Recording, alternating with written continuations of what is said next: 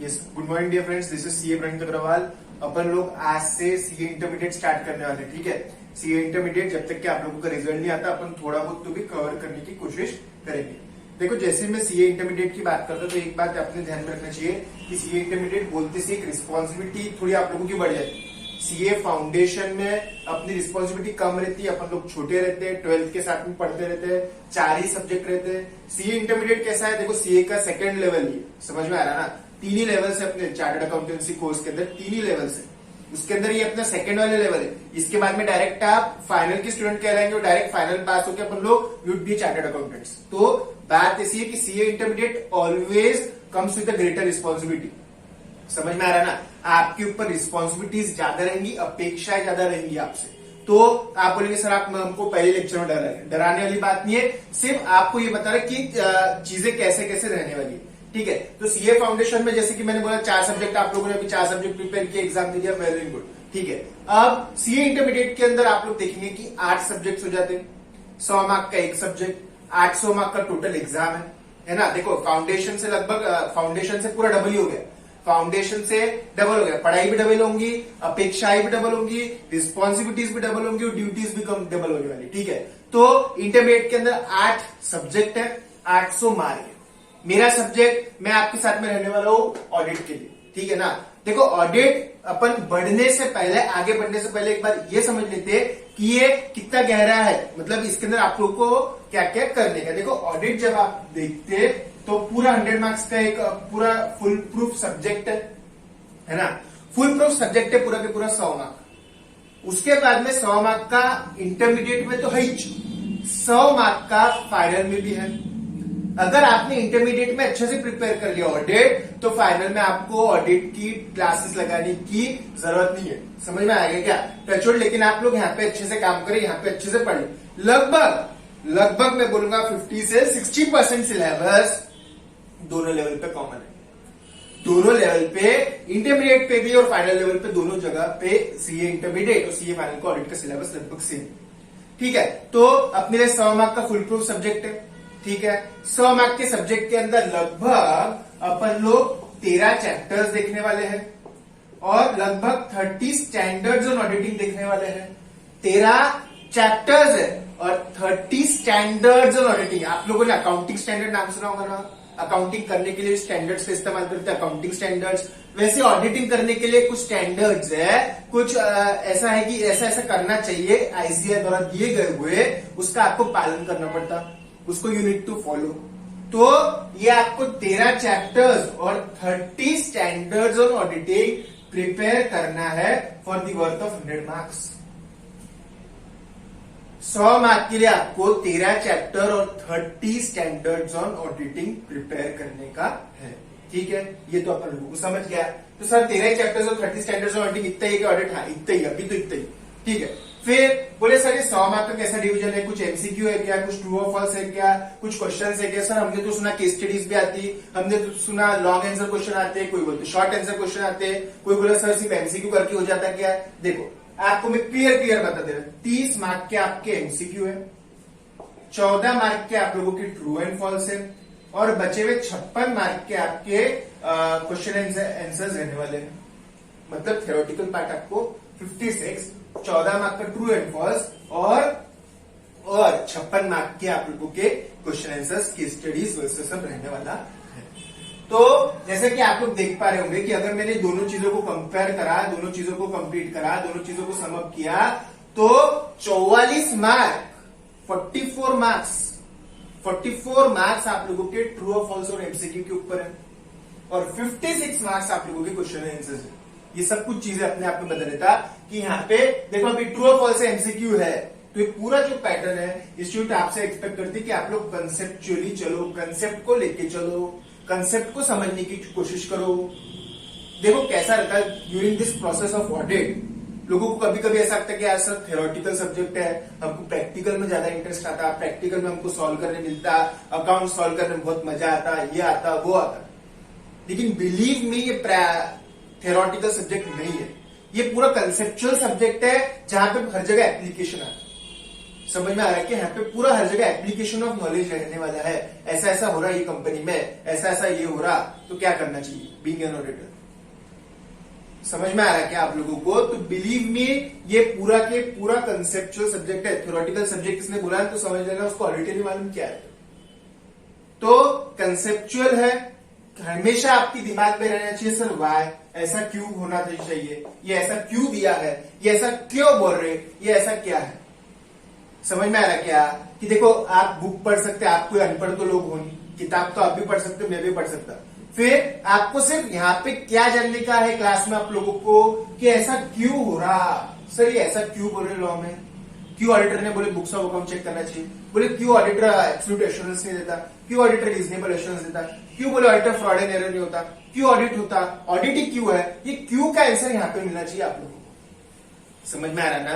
किताबें तो मॉड्यूल तो है, मॉड्यूल के अलावा कुछ नहीं है, मॉड्यूल में से पेपर आता। तो बात ऐसी, मॉड्यूल पढ़ने के लिए पढ़ना नहीं है, आपको हर चीज का समझना चाहिए कि ऐसा क्यों हो रहा। समझ में आ रहा ना?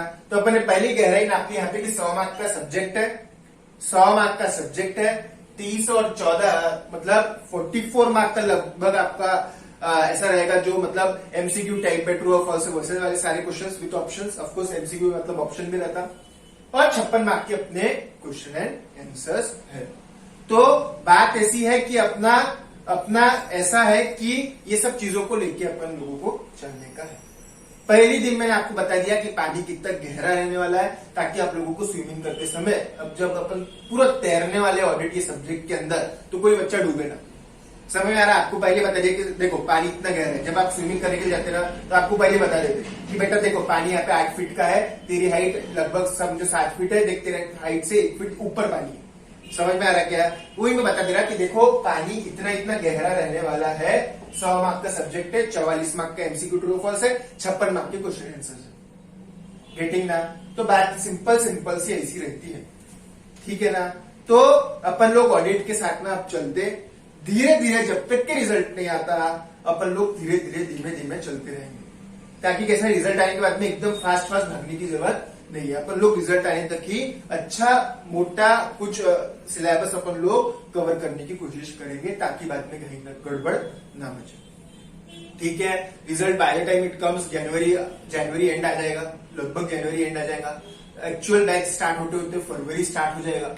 तो इतना अपने पास में अभी 1 महीने का लगभग 30 दिन का, 32 दिन का, 35 दिन का एक समय है अपने पास में। अपन धीरे धीरे बिल्डिंग ब्लॉक्स चालू करते, ताकि अपनी इमारत मजबूत, चुस्त दुरुस्त तंदुरुस्त बने। समझ में आ रहा क्या? बिलीव में ऑडिट जैसा सब्जेक्ट नहीं है, ऑडिट जैसा सब्जेक्ट नहीं है। सर ऑडिट ही क्यों पढ़ना है? फिर ऑडिट वाई ऑडिट, पहले दिन से अपन लोग शुरू कर देते वाई। देखो ऑडिट या फिर देखो ऑडिट, अगर मैं बात कर रहा हूं ऑडिट यानी सिंपल टर्म्स में अगर मैं आपको बताऊं तो चेक करना। ठीक है, चेक करना चीजों को सही है या गलत है ये बताना।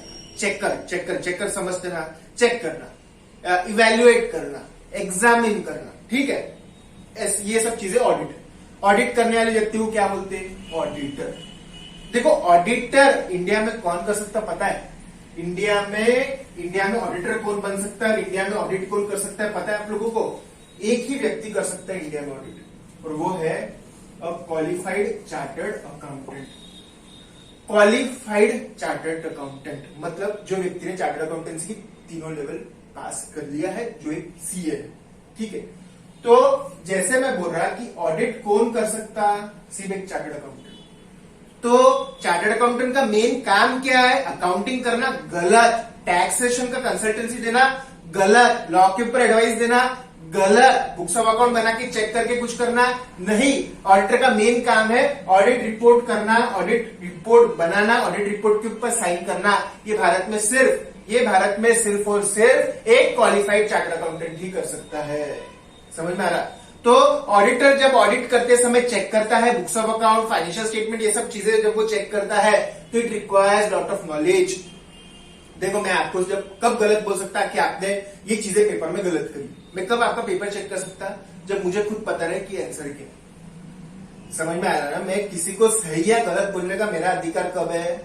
जब मुझे पता है कि सही क्या है गलत क्या है। तो while in the process of audit, ये ऑडिट करते समय आपको टैक्स का नॉलेज रिक्वायर्ड है, ऑडिट करते समय अकाउंटिंग का नॉलेज रिक्वायर्ड है, ऑडिट करते समय कॉस्टिंग का नॉलेज रिक्वायर्ड है, ऑडिट करते समय लॉ का नॉलेज रिक्वायर्ड है, ऑडिट करते समय जीएसटी का नॉलेज रिक्वायर्ड है, ऑडिट करते समय अकाउंटिंग स्टैंडर्ड्स का नॉलेज रिक्वायर्ड है, अकाउंटिंग करते समय स्टैंडर्ड्स और ऑडिटिंग का नॉलेज रिक्वायर्ड है। तो एक चार्टेड अकाउंटेंट को इतना जब डाइवर्स फील्ड ऑफ नॉलेज रहेगा, डाइवर्स फील्ड ऑफ नॉलेज जब उसको रहेगा, तो ही वो चीजें बता पाएगा कि सही है या गलत है। भारत में इंडिया में ऑडिट करने का अधिकार, ऑडिट रिपोर्ट पे साइन करने का अधिकार केवल और केवल सिर्फ और सिर्फ one and only chartered accountant को है। ठीक है, जो अपन पहले आप खुद ये समझो कि चार्टेड अकाउंटेंसी डिग्री कितनी इंपॉर्टेंट है। सिर्फ आप और सिर्फ आप सीए बनने के बाद में ऑडिट कर सकते, बाकी कोई नहीं। सीएमए नहीं, सीएस नहीं, लॉयर नहीं, इंजीनियर नहीं, डॉक्टर नहीं, साइंटिस्ट नहीं, प्राइम मिनिस्टर नहीं, प्रेसिडेंट नहीं, कोई नहीं। सिर्फ और सिर्फ एक चार्टर्ड अकाउंटेंट ही ऑडिटर करके अपॉइंट हो सकता है। समझ में आ रहा है? इज्जत किसी बढ़ जाती है अपन लोग की, यार अपन नीचे वो, we are the only one who can do the audit. समझ में आ रहा ना? लेकिन ऑडिट करते समय आपको tax, account, costing, law, GST, accounting standards और ऑडिट और वेराइटी फील्ड ऑफ नॉलेज का रिक्वायरमेंट है। ये दिमाग में होना, जब आप बोल पाएंगे सही है क्या गलत है। देखो, chartered accountancy chartered accountant check करता बुक्स ऑफ अकाउंट को चेक करना और बहुत सारी चीजें इसके अंदर ऑडिट के अंदर। एक छोटी सी बात बता रहा मैं आपको, बुक्स ऑफ अकाउंट चेक करना। आपको मालूम है बुक्स ऑफ अकाउंट बनाते समय बहुत सारे एरर्स होते हैं, आपने सीखा भी होगा पहले। Errors of principle, errors of omission, errors of commission, अलग अलग टाइप एरर्स ऑफ प्रिंसिपल, अलग अलग टाइप्स ऑफ एरर्स होने वाले। इंसान है, कंप्यूटर के अंदर भी आप जो डालेंगे वही देने वाला है। गलत इंफॉर्मेशन का गलत रिजल्ट मिलता है, गलत किए हुए का नतीजा गलत मिलता है ना। तो कंप्यूटर में गलत इनपुट का गलत आउटपुट मिलने वाला है। तो ये सब चेक करने के बाद में अरे मुझे गलतियां निकालना है, गलतियां पहचानना है। तो ये गलतियां पहचानने के लिए, गलतियां निकालने के लिए I require wide field of knowledge, experience, expertise, ये सब चीजें मुझे रिक्वायर्ड है। ये सब जब तक नहीं रहेगा, जब तक मैं ऑडिट नहीं बन सकता, ऑडिटर नहीं बन सकता, ऑडिट नहीं कर सकता। तो ये इंपॉर्टेंट ये है कि भारत में केवल और केवल एक चार्टर्ड अकाउंटेंट ऑडिट कर सकता है। आप में से हाँ बोलो ना बोलो, कैसे भी करो, आप में से जितने लोग सीए बनेंगे ना, उसमें से लगभग 80 से 90% लोग प्रैक्टिस में चार्टर्ड अकाउंटेंसी करके ऑडिट ही करने वाले। समझ में आ रहा क्या? अपन लोग फिर बाकी चीजें सीखते क्यों? ताकि there is an application of knowledge in audit. तो ये चार्टर्ड अकाउंटेंसी कोर्स के अंदर आप जो बन के बाहर निकलते हैं तो एज एन ऑडिटर ही देखा जाता। समझ में आ रहा? तो चार्टर्ड अकाउंटेंसी के अंदर बेसिकली क्या बन रहे हैं आप? ऑडिटर बनने के बाद में सब चीजों को वाइड रिक्वायरमेंट ऑफ नॉलेज, बहुत ज्यादा एप्लीकेशन ऑफ नॉलेज है। समझ में आ रहा क्या? तो बात ऐसी है, ये सब चीजें जब अपने को पता रहेंगी तभी तो मैं बोल पाऊंगा ना सही है या गलत है ना। तो आपको किसी को सही बोलना है या गलत बोलना है, उसके पहले आपको ये सब चीजें पता तो होना चाहिए। चार्टर्ड अकाउंटेंसी के तो ऑडिट क्यों इंपॉर्टेंट है? क्योंकि आपको आगे जाकर ऑडिटर बनने का है। ऑडिटर बनने के लिए ये सब चीजें भी पढ़ना पड़ती, इसके लिए सीए के अंदर 8 सब्जेक्ट रहते हैं। समझ में आ रहा ना? इंटर में 8 सब्जेक्ट काय के लिए? अरे बेटा ये सब जब पढ़ेगा जब भी तू बता पाएगा सही है गलत है। तो बात ऐसी है कि ये सब सही है गलत है बोलने के लिए भी रिक्वायर नॉलेज। किसी को भी आपने सही को गलत ठहरा दिया तो कोई मानने वाला है क्या? नहीं। समझ में आ रहा? तो ये सब बातें आप लोग ध्यान में रखो कि ये एक प्रोफेशन ऑफ प्राइड है। समझ में आ रहा क्या? आपको गर्व होना चाहिए कि आप ही केवल हो जो साइन कर सकते हैं ऑडिट रिपोर्ट पे। समझ में आ रहा ना? तो बात ऐसी है, अगर साइन करना है ना, उतना रिस्पेक्ट पाना है, तो ये सब चीजें अपन लोगों को करना पड़ेगा और चार्टर्ड अकाउंटेंसी को पास करना पड़ेगा। ठीक है क्या? अभी ये सेकेंड लेवल ऑफ एग्जाम्स है अपना, इसके अंदर थर्ड लेवल ऑफ एग्जाम्स है। चीजें देखो, चीजें डिफिकल्ट होती रहती समय के साथ में, है ना। समय के साथ में जवाबदारियां, रिस्पॉन्सिबिलिटीज बढ़ती जाती, ड्यूटीज बढ़ती जाती। सिर्फ आपका ये काम है कि आप लोग अपना बराबर 100% दो। समझ में आया कि फाउंडेशन में जो भी किया होगा भूल जाओ। अब अपने को 100% देने का है। डे 1 से अपन लोगों को पीछे नहीं रुकना है। समझ में आ रहा क्या? कि अगर आप क्लास के साथ में चलते रहे, कंसेप्चुअल अंडरस्टैंडिंग लेके चलते रहे, रोज क्लास में आपके दिमाग में एक ही सवाल आना चाहिए, सर ये ऐसा क्यों, क्यों ऑडिटर ही कर सकता, क्यों ऐसा हो सकता, क्यों ऐसा, ये क्यों क्यों क्यों क्यों पूछो तो आप लोग साथ में रहेंगे। ठीक है, तो बात ऐसी है कि साथ में चलो, साथ में बनाए रखो, तो अपन लोग आराम से सब्जेक्ट को कॉन्कर कर सकते। 44 मार्क्स पे इसके अंदर एमसीक्यू वाला पैटर्न वाला सब चीजें, 56 मार्क्स के लिए अपन लोग पढ़ रहे हैं। तो लेकिन इंस्टीट्यूट का बेसिकली यहाँ पे अंडरस्टैंडिंग ये है कि आप कंसेप्चुअल बहुत ज्यादा पक्के हो जाओ। समझ में आ रहा क्या? अब देखो ये प्रोसेस के अंदर कैसा रहेगा कि लगभग अपने 70 से 75 लेक्चर्स है ऑडिट के। एक बात, 70 से 75 लेक्चर्स है अपन लोगों के ऑडिट के। ठीक है, अब ये 70 से 75 लेक्चर्स के अंदर कैसा हो रहेगा कि आपका पूरा तो चीजें हो जाएंगी, सब समझ जाएगा, कहानियां समझ जाएंगी, लेक्चर समझ जाएंगे, कंसेप्ट समझ जाएंगे। लेकिन ये सिर्फ एक ही कदम हुआ, ये मेरा कदम हुआ, आपका कदम भी बढ़ना चाहिए। दोनों कदम जब साथ में बढ़ेंगे तभी जाके पेपर में अच्छे मार्क मिलेंगे। क्या आप सिर्फ पढ़ के चल जाते कि एग्जाम में, नहीं, पढ़ने के बाद में you need to grasp also कि इंस्टीट्यूट का ये अंडरस्टैंडिंग नहीं है कि कंसेप्ट समझ गया बस आ गया। कंसेप्ट समझने के बाद में you need to reproduce the concepts in the paper also. तो आप लोगों को रिवीजन करते रहना पड़ेगा, नोट्स बनाना पड़ेगा। मेरी तो नोट्स रहेंगे, आप लोगों को भी अपना पढ़ना पड़ेगा, नोट्स बनाना पड़ेगा, काम करना पड़ेगा, लिखना पड़ेगा। You need to write. समझ में आ रहा क्या? और ये लिखने के बाद में ही चीजें पक्की होती है। मैंने कदम पढ़ा दिया आगे, मैंने कंसेप्ट पढ़ा दिया, आपने पढ़ लिया, आपने समझ लिया, लिख के देखना जरूरी है। समझ में आ रहा है कि जब तक लिखेंगे नहीं तब तक के आगे नहीं बढ़ सकते। लिखना इज वेरी इंपॉर्टेंट। लिखो लिखो लिखो, जब तक कि लिखो तब तक के कंसेप्ट पूरा पक्का नहीं होता। इंस्टीट्यूट का थोड़ा पेपर पैटर्न कैसा रहता पता है क्या? इनको भूकंप पट्टी वाला कार्यक्रम नहीं होना, इनको है ना ऐसा पढ़ पढ़ के रट रट के रटाई वाला काम नहीं होना। तो कंसेप्ट पढ़ो और थोड़ा बहुत उसको रटने की, ध्यान में लाने की, समझ के अंदर कंसेप्ट अंदर जाना चाहिए। एक बार कंसेप्ट आपको पच गया ना, कंसेप्ट समझ के एकदम पच गया, मतलब आपने पढ़ लिया, एकदम अच्छा हो गया, फिर आप भूलते नहीं उसको। और थोड़े थोड़े समय में रिविजन भी करना। अपन लोग आने वाले लेक्चर में एक्चुअल ऑडिट स्टार्ट करेंगे। आज का सिर्फ इंट्रोडक्टरी लेक्चर था ताकि आप समझ पाए कि कैसा कैसा सिनेरियो डेवलप होने वाला है। समझ में आ रहा क्या? फिर इसके बाद में अपन लोग अंदर अंदर अंदर घुसने की कोशिश करेंगे। आगे आगे लेक्चर्स में देखो क्या क्या होगा। Have a very well time with me. Thank you.